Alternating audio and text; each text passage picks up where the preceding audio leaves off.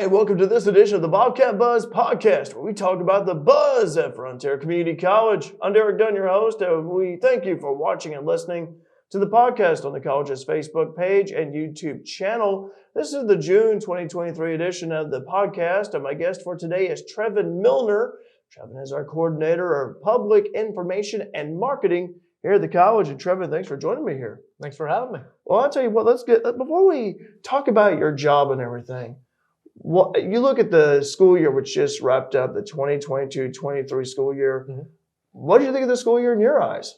Well, it went by very fast. Like you said, I just started here a little over a year ago. And so I started right after graduation last year. And so this was my first school year. And so I didn't know what to expect really. But it flew by. I mean, I remember just starting and then thinking, okay, working in the summer, trying to get a hang of things, my new position. And then before you know it, school's starting. And I'm thinking, okay, what challenges am I going to see with students here? More things going on. Before I knew it was Christmas, before I knew it was graduation again, I'm like, where did that even go? Yeah.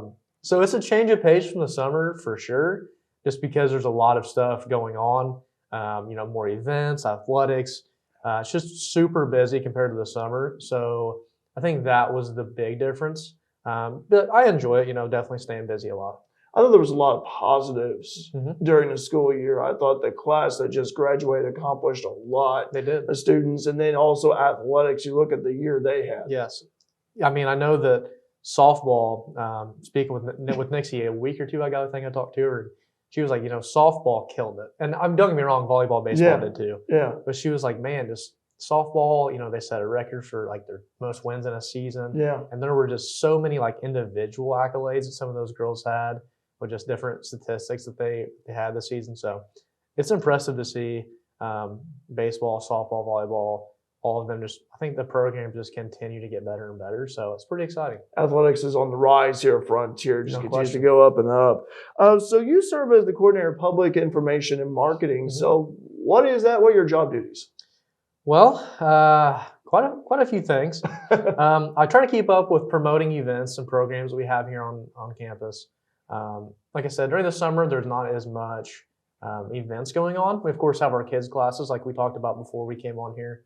And then a few things here and there that come up in the summer. So I try to make sure those are being promoted.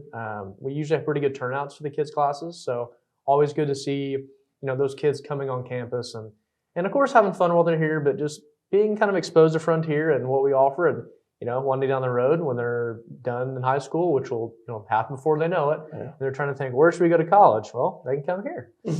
So that's always good. Trying to always promote our programs. We have a lot of great programs here at Frontier, just fantastic instructors and just so much to offer. And so just always trying to think of new ways to kind of spread that message to students that are looking for somewhere to go. And we have something here for you no matter what that may be. All right, press releases for newsworthy events we have here on campus or newsworthy things that go on. I create flyers and ads for different events, different programs. I write and record radio ads that are on WFIW and WNOI, and then occasionally I'll actually be on some of the radio shows. Yeah. So there's a show in Flora that is on Wednesdays, and so I think I've been on there 2 or 3 times. I've been on Bruce Dickey's show as well.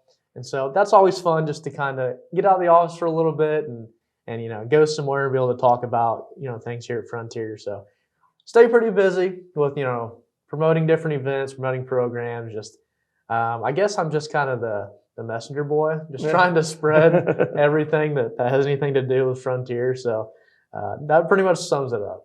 And you look at this, when it comes to public information, getting it out there, how key is that?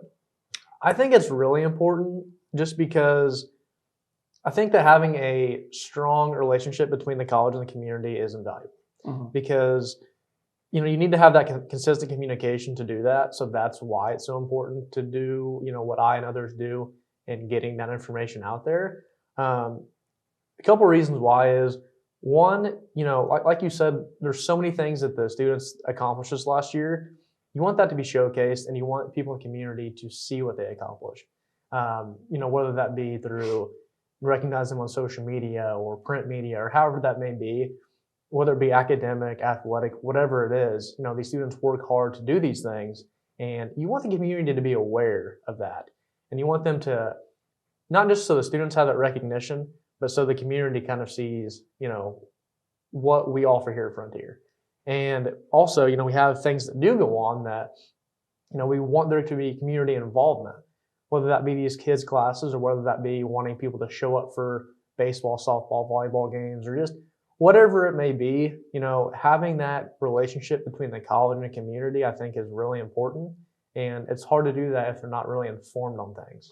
And you're doing it on multiple fronts. Mm-hmm. It's not just, I think word of mouth is important, like in person, but also you talk about the print, you talk about media, social media as well. A lot of avenues to get that information out there. There is so many ways. Yeah. And I think that one thing that's interesting to me is we think so much about social media and how dominant it is now in society. Everyone has a Facebook account, Instagram, Twitter, Snapchat, TikTok. I mean, it goes on of like different things that people are on.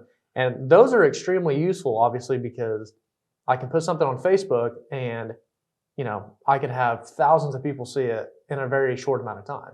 Mm-hmm. And so there's definitely some value to that. But there is still something to traditional ways of media.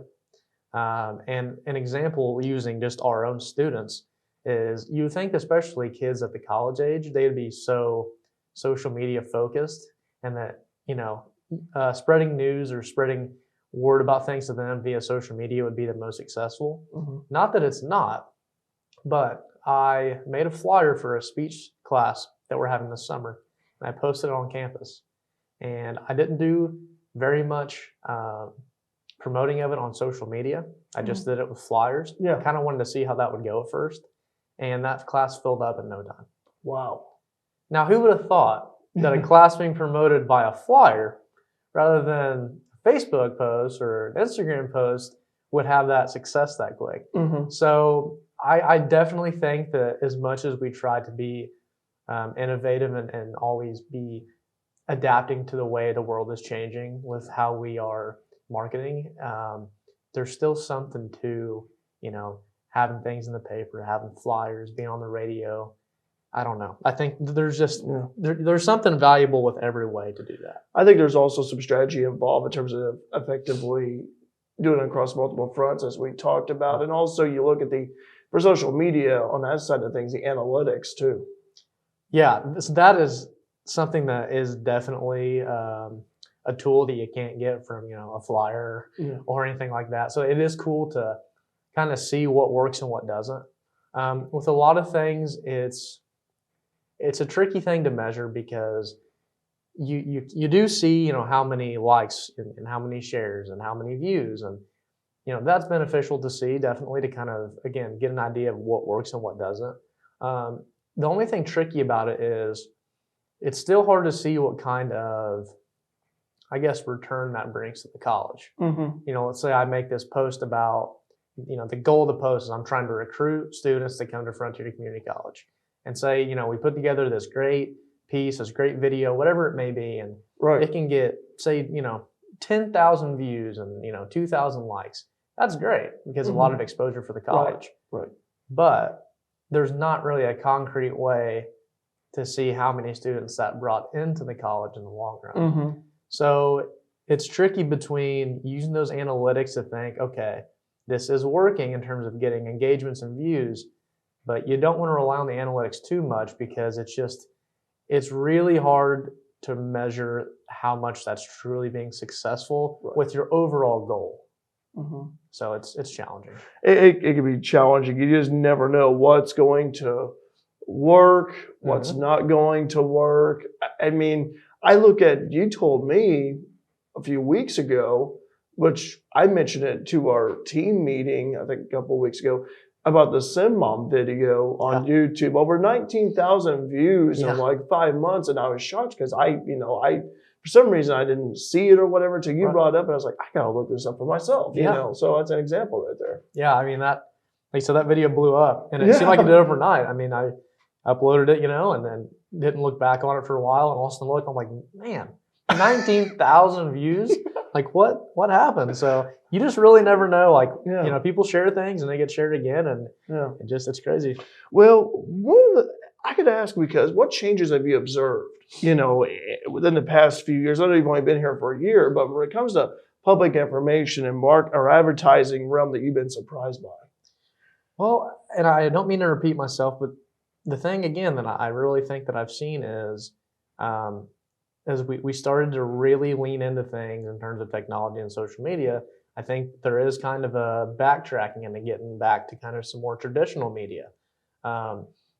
It's definitely partially a demographic type of thing where, certain age groups would rather see things visually, hear things. They don't want to be scrolling down their screens and staring at their phones all day trying to figure out what's going on at Frontier. They want to be in their car hearing about on the radio. They want to read about in the paper. And so there's just something to that. So I do think that as we continue to have, right now we have Twitter and Facebook, Instagram. There's going to be something new out in a year or 2 years. That's going to continue to grow. The new technologies we have, AI now being as prevalent as it is, and the use that you can have with that, that's going to keep on progressing and being something that we have to utilize, because there is a place for it. But I think that we're going to also kind of see some of that traditional media not get back to where it was, because you're never going to have newspapers selling like they used to. Right. But I think that you're going to still see those things kind of not go down that slope that you maybe thought they were going to and just completely die off.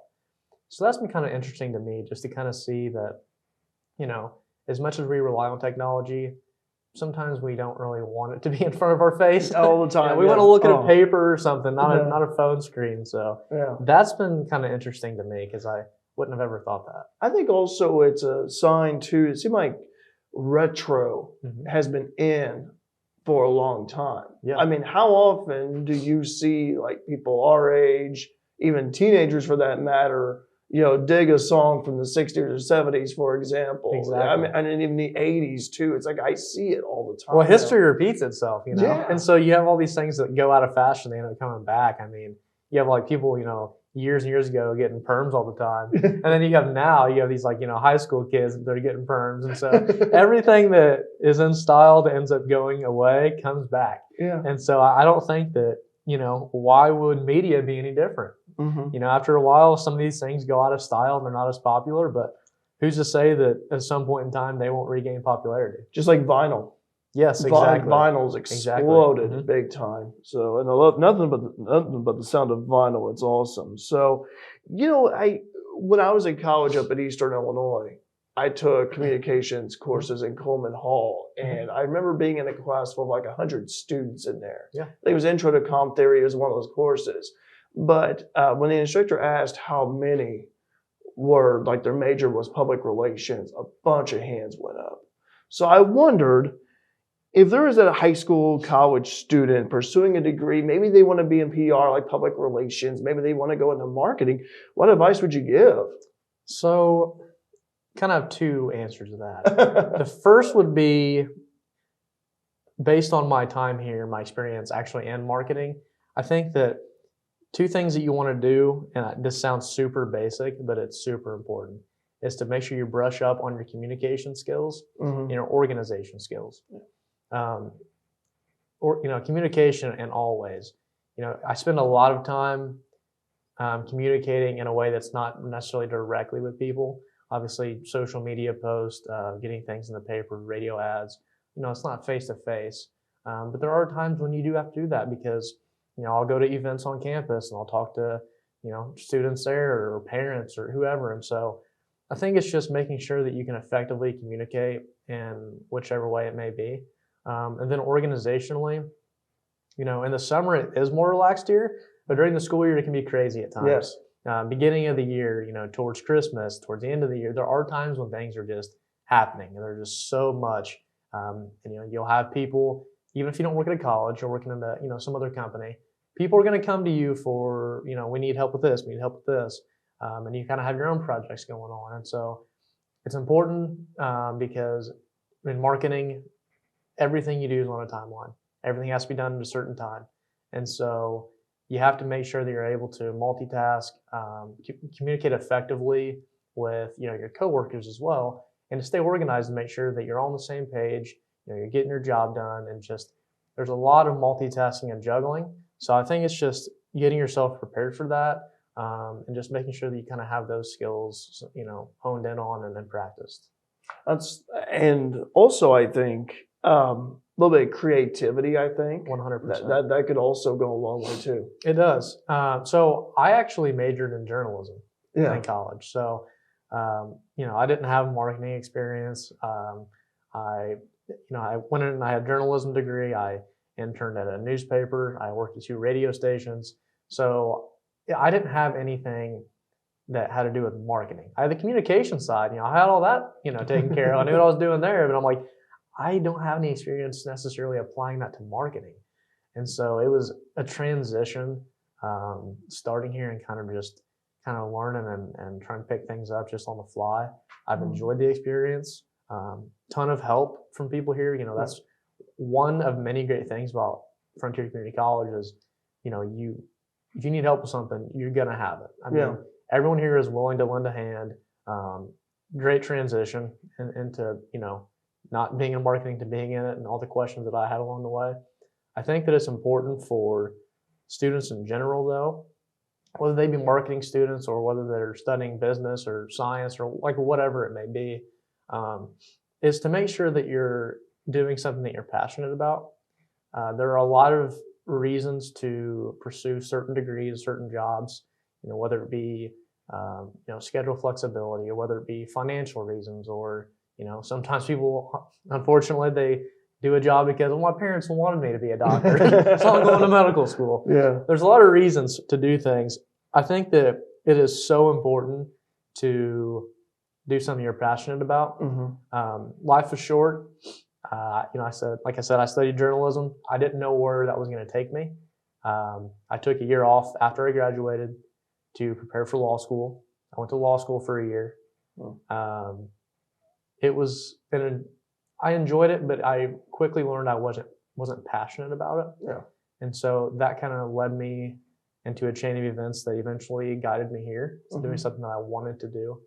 And so the advice to the students is skip all the steps I took. Just pass by, doing things that you ultimately didn't end up wanting to do. Find what you're passionate about and work towards that. Yeah.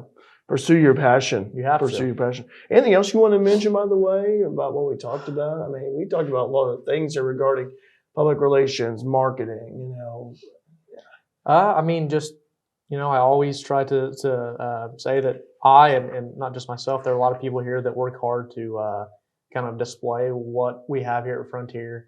And like I mentioned before, there's so many great professors here. There's so many great faculty members, staff members. I mean, everyone here does a great job at what they do to provide such a good experience for students.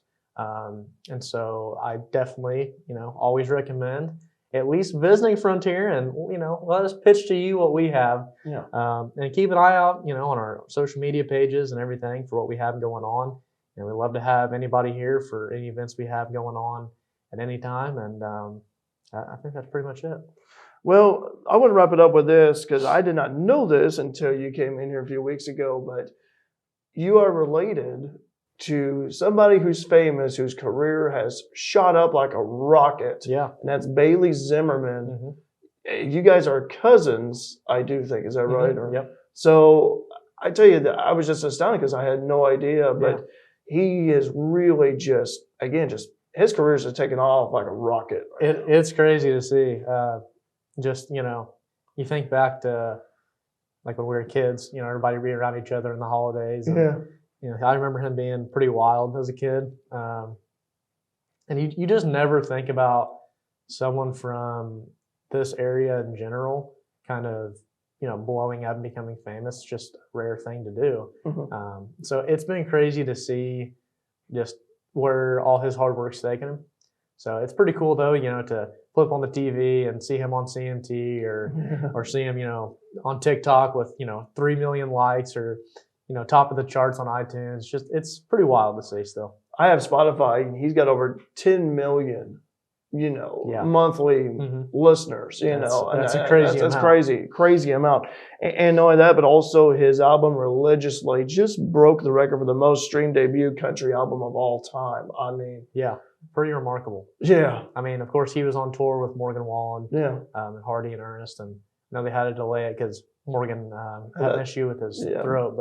But just to have that experience to begin with, to be a new artist, a young artist, and to be on tour with Morgan Wallen, who is the face of country music right now, that's pretty crazy in itself. That's pretty crazy. He's also got a song in the Fast and Furious movie that just came out. He's just rocking it right now. No doubt about it. I'll tell you what, whenever the next album comes out, I think you should do a duet with him. So, one good thing is, I know how things can be in some of those recording studios. They have auto-tune and they have all these great things to make your voice sound a lot better than it actually is.